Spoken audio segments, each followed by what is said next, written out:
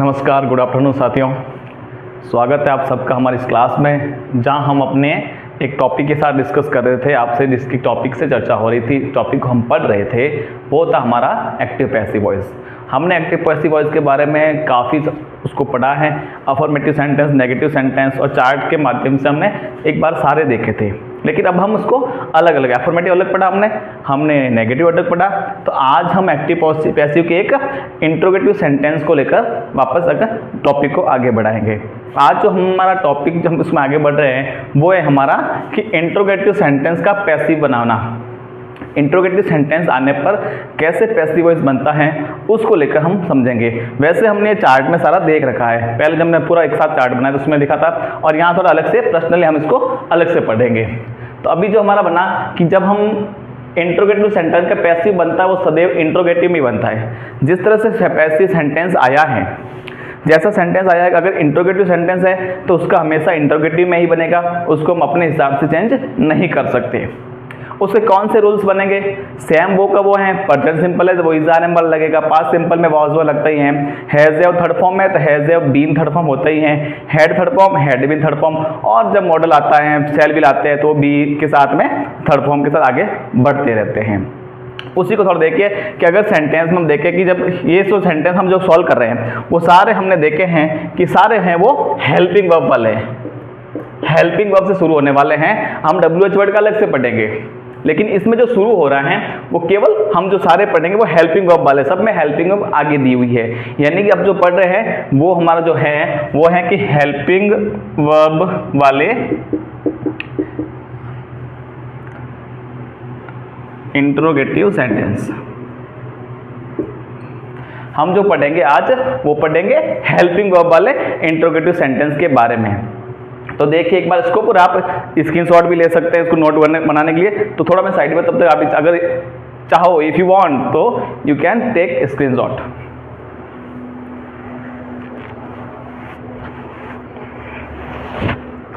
हाँ देखिए वापस, अगर हम शुरू करते हैं कि do does subject first form आया है, डू डज पता है हमें कि हम प्रेजेंट सिंपल पढ़ते हैं, तो हमने उसमें भी देखा था कि डू डज आने पर इज आर एम और थर्ड फॉर्म बन जाता है, और ऑब्जेक्ट बीच में क्यों आएगा, मैंने यहाँ पूरा लिखा है। ऑब्जेक्ट क्यों आएगा? क्योंकि वो सब्जेक्ट जो ऑब्जेक्ट है वो आगे आ जाएगा तो हेल्पिंग वर्ब के बाद लग जाएगा। डिड होने पर वाज वर लगाते हैं हम, हैज हैव हैड होने पर हैज हैव हैड ऑब्जेक्ट और बीन थर्ड फॉर्म का प्रयोग करते हैं, और बाकी सर बहुत सारी है, लेकिन मैंने इसको अदर हेल्पिंग वर्ब जोड़ दिया। सेल विल आ जाएंगे, मॉडल आ जाएंगे, उसके अकॉर्डिंग जब मॉडल और सेल विल होगा तो हम बी लगा देंगे, और जो किसी भी आईएनजी फॉर्म आएगी तो बीइंग लगा करके थर्ड फॉर्म लगाएंगे। इस प्रकार से हम इस इंट्रोगेटिव सेंटेंस, हेल्पिंग वर्ब वाले इंट्रोगेटिव सेंटेंस को सॉल्व करते हैं। अब एग्जाम्पल लिखा पहला, do you help your friends, do you help your friends. तब इसमें देखते हैं हम सबसे पहले कि डू लिखा हुआ है, प्रेजेंट सिंपल टेंस को ये शो करता है, तो हम इसको बनाएंगे कैसे? तो जब हम डू डज देखते हैं हमें पहले ही पता है, अफर्मेटिव हो चाहे नेगेटिव हो चाहे इंट्रोगेटिव हो, डू डज आते ही सीधा पहला यही है कि is are am been third form लगाना है, is are am third form आएगा। अब सबसे पहले वही जो ऑब्जेक्ट आगे लाना है, यानी कि ऑब्जेक्ट तो आगे लाएंगे हम, लेकिन ऑब्जेक्ट से पहले हमें क्या आएगा? क्योंकि हम हेल्पिंग वर्ब वाला इंट्रोगेटिव पढ़ रहे हैं तो सबसे पहले हेल्पिंग वर्ब लानी पड़ेगी, और हमारा ऑब्जेक्ट है योर फ्रेंड्स। फ्रेंड्स प्लूरल है, योर फ्रेंड्स फ्रेंड्स प्लूरल है, तो इसमें क्या रहेगा? हमें पता है कि डू डज और इज आर एम लगता है, प्लूरल है, इज तो आएगा नहीं, एम आई के साथ आता है तो बच्चा क्या? आर, यानी हम डू का सीधा बना देंगे यहाँ आर। अब ऑब्जेक्ट आगे लाओ, तो ऑब्जेक्ट हमारा योर फ्रेंड्स है, ये योर फ्रेंड्स आ गया। फिर हम क्या आता है? Third form. थर्ड फॉर्म कौन सी हमारी? हेल्प की हो जाएगी, हेल्प्ड, और बाई लगा करके सब्जेक्ट, तो यू का चेंज नहीं होता है तो यू का यू ही रहता है, तो ये हो जाएगा इसका do you help your friends, तो ये हो जाएगा are your friends helped by you. क्या आप अपने दोस्तों की मदद करते हैं? क्या आपके द्वारा दोस्तों की मदद की गई? इस तरह से बदल जाएगा। Did he kill a lion, क्या उसने एक शेर मारा है? डिड ही, वैसे तो शेर देख के सबको भागना ही पड़ता है, लेकिन ऐसे ही सेंटेंस में देखा जाए, did he kill a lion, क्या उसने एक शेर मारा है? तो अ लायन हमारा ऑब्जेक्ट है, और डिड आया है तो हम जानते हैं कि डिड आने पर पास्ट सिंपल टेंस होता है, और पास्ट सिंपल टेंस में जब पैसिव बनाते हैं तो उसका होता है वाज वर थर्ड फॉर्म। जब डिड आता है तो हम वाज वर थर्ड फॉर्म से चलते हैं। तो अ लायन पहले ये लगा सिंगुलर हो गया, तो वॉज आ जाएगा, सिंगुलर के साथ वॉज लगता है, वॉज लॉयन। अब वापस थर्ड फॉर्म लगा दो, ऑब्जेक्ट आगे आ गया, वर्ब की थर्ड फॉर्म किल्ड की हो जाएगी, किल्ड, और बाई लगा करके ही का क्या बनता है, ही का बन जाएगा हिम। तो was killed, was lion killed by him, क्या उसके द्वारा एक शेर मारा गया है। इस प्रकार से हम पास किस बनाना किस है, तो हमें मुख्य रूप से वो चार्ट हमें याद होना चाहिए। अब ये सेंटेंस को देखिए और सोचिए एक बार।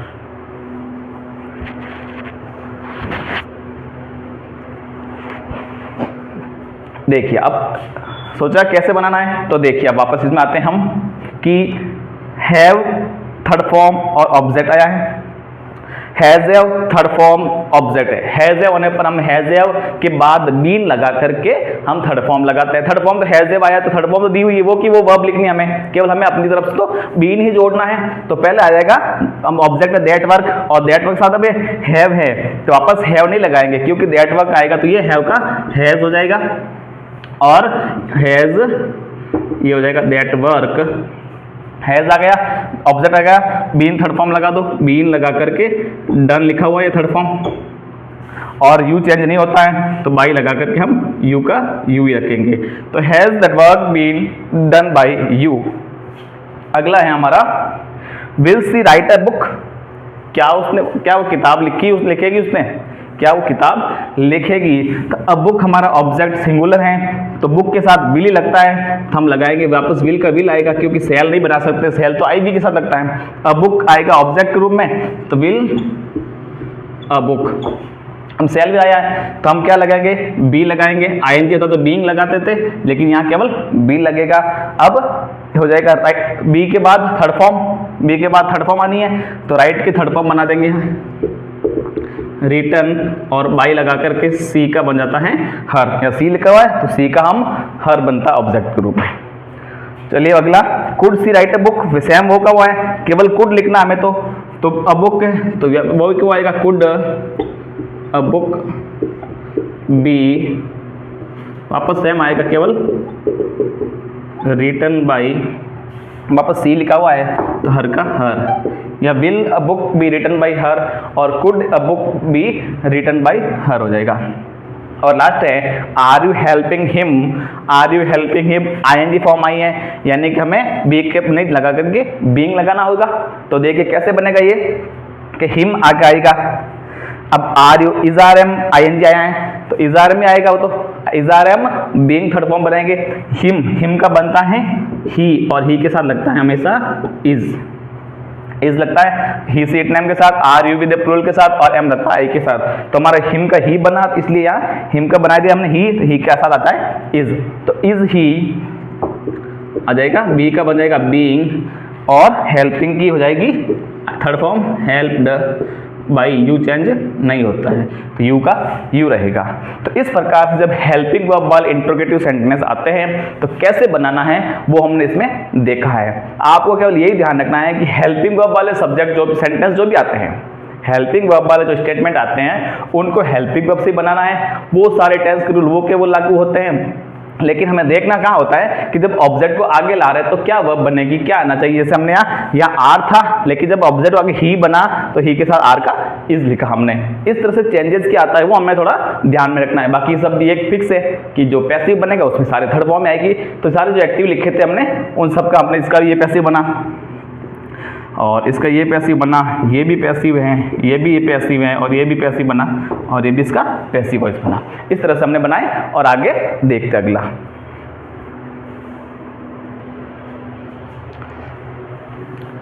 देखिए आगे अब इंट्रोगेटिव सेंटेंस अब हम जो पढ़ेंगे, पहला हमने पढ़ा हेल्पिंग वर्ब, अब है हमारा WH वर्ड वाला कि इंट्रोगेटिव सेंटेंस जब WH वर्ड वाले शब्द आते हैं, सेंटेंस आते हैं तो उसका पैसिव बनाना है। उसका कैसे बनता है तो अब देखिए इंट्रोगेटिव सेंटेंस का एक्टिवेटिव बनता है, लेकिन अगला है एक्टिव वॉइस के प्रारंभ में यदि WH वर्ड दिया हो।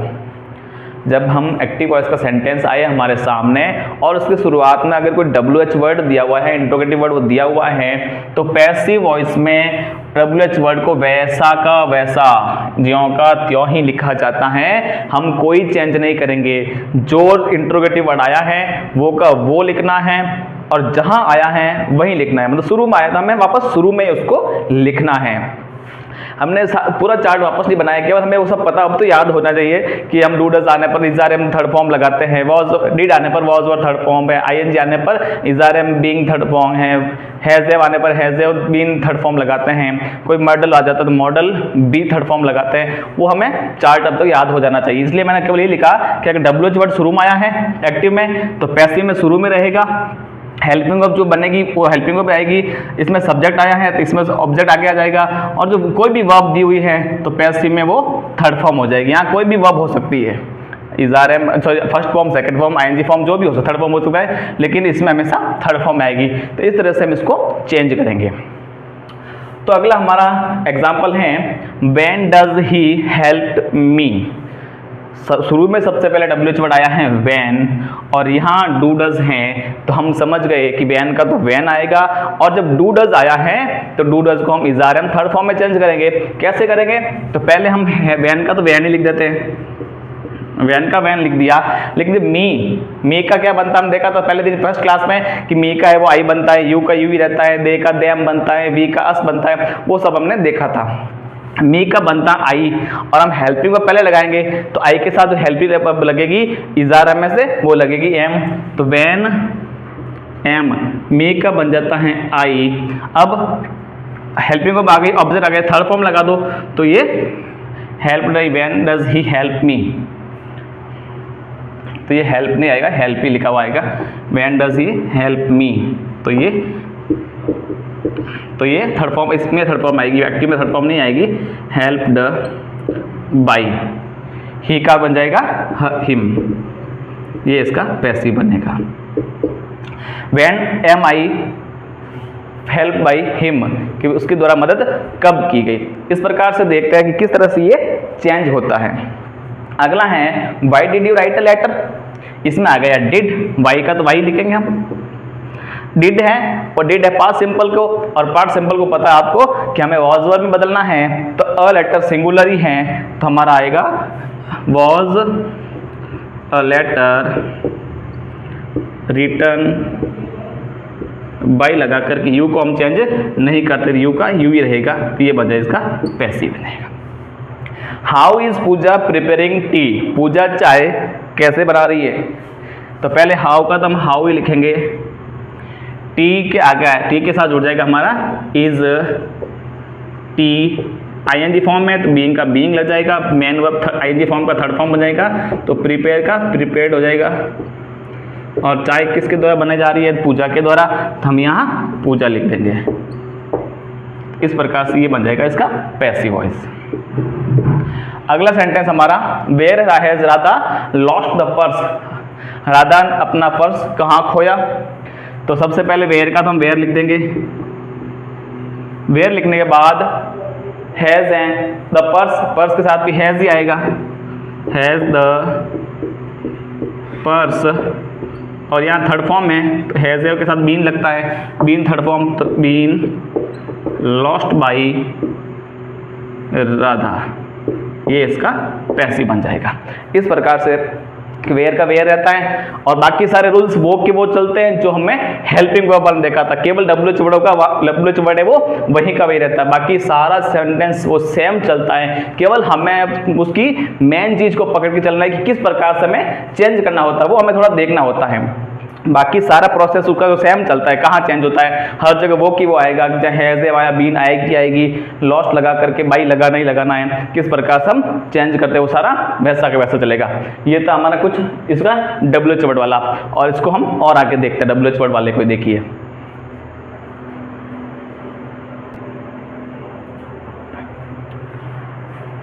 देखिए डब्ल्यूएच वर्ड वाला का एक नया, देखिए इसमें कुछ न्यू चीज क्या है।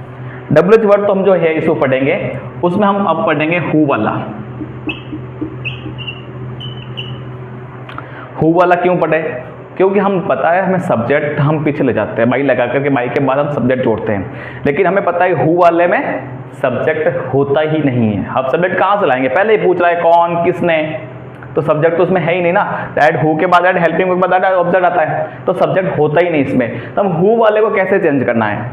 हु वाले सेंटेंस को अगर किसी इंट्रोगेटिव सेंटेंस जो हम पढ़ रहे हैं और उसमें अगर सेंटेंस जो आया वो हु वाला आ गया, पहले लिखा है हु, तो उसको हम कैसे बना, इसको मैंने अलग से लिखा है थोड़ा, तो इसको हम कैसे बनाएंगे। ये तो पता ही है हमें कि अगर WH वर्ड आया है तो वैसा का वैसा रहेगा, ज्यों का त्यों आएगा, कोई चेंजेस नहीं होगा इसमें। आगे चेंज क्या होगा, चेंज जब हु वाला आएगा तो पैसिव में सबसे पहले हु ही लिखेंगे। हेल्पिंग वर्ब आ गई तो वो हेल्पिंग वर्ब लिखनी है। ऑब्जेक्ट दिया हुआ है तो ऑब्जेक्ट हम आगे लाएंगे, तो जब आगे लाएंगे ऑब्जेक्ट तो उसकी हेल्पिंग वर्ब चेंज होगी कि पीछे क्या सब्जेक्ट, ऑब्जेक्ट पीछे क्या दे रखा है, अब उसको सब्जेक्ट बनाएंगे तो हेल्पिंग वर्ब भी चेंज होगी। बाकी वर्ब की थर्ड फॉर्म आती है, बाकी सब रूल्स वो के वो चलेंगे। बाई लगाकर हमें बाई तो लगाएंगे, किसी में बाई लगाना इसमें जरूरी देखो नहीं होता, कई किसी में लगा सकता है किसी में नहीं लगता है, बाई फिक्स नहीं होता है, बाई लगाना जरूरी। बाई को लगा के आगे लिखेंगे क्या, बाई किसके द्वारा काम किया वो तो लिखा ही नहीं है, वो तो चीज हमारे पास है ही नहीं, तो हम लिखेंगे कहां से। तो कैसे बनेगा, पहला लिखा हमने who called Maya, active voice sentence who called Maya, Maya को किसने बुलाया, तो सबसे पहले हु का हु ही लिखना, में पैसिव में देख रहे हैं हम। अब आया कॉल्ड, कॉल्ड सेकंड फॉर्म है पास्ट सिंपल टेंस, तो हमारा जो बन जाएगा वो पास्ट सिंपल टेंस में जो बनेगा वो बनेगा was were third form. Past simple बनता ही है, वॉज वर थर्ड फॉर्म बनेगा। तो हु अब आया सब्जेक्ट माया, माया नेम है तो नेम के साथ लग जाएगा वॉज, और जब ऑब्जेक्ट आगे आएगा तो माया का माया ही रहेगा। और वर्ब की थर्ड फॉर्म कॉल्ड का कॉल्ड ही थर्ड फॉर्म आती है। अब बाई लगा करके लिखेंगे, बाई लगाकर हम क्वेश्चन मार्क लगा सकते हैं सीधा, क्यों आगे है ही नहीं। बाई पहले पूछ किसने, तो हम खुद पूछे बाई लगा क्वेश्चन मार्क किसके द्वारा बुलाया गया, हम खुद इसको पूछ सकते हैं। Who stole the pen, pen किसने चुराया, तो हु का हु, ये भी सेकंड फॉर्म है। The pen, who was the pen आ जाएगा, द पेन। स्टॉल की थर्ड फॉर्म स्टॉलन, बाई। अब बाई लगा के क्या लिखेंगे, अब आगे सब्जेक्ट है ही नहीं, हमें दे ही नहीं रखा, तो हु वाले में सब्जेक्ट होता ही नहीं है, बाई लगा करके छोड़ सकते हैं।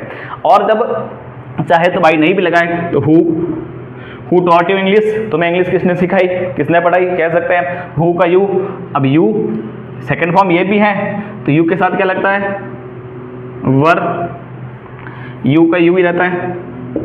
हु वर यू, टॉट की थर्ड फॉर्म यही होती है, टॉट इंग्लिश, थर्ड फॉर्म यही आती है इंग्लिश। इस पर who were you taught English, तुम्हें इंग्लिश किसने पढ़ाई, तो इस प्रकार से इसमें हु वाले को हमें पैसिव वॉइस बनाना है। तो हमने देखा हु वाले की पैसिव वॉइस कैसे बनते हैं, और अलग अलग WH वर्ड वाले का देख लिया, हेल्पिंग वर्ब वाले का देख लिया, अब कैसे बनाना है वो हमने इसमें देखा है।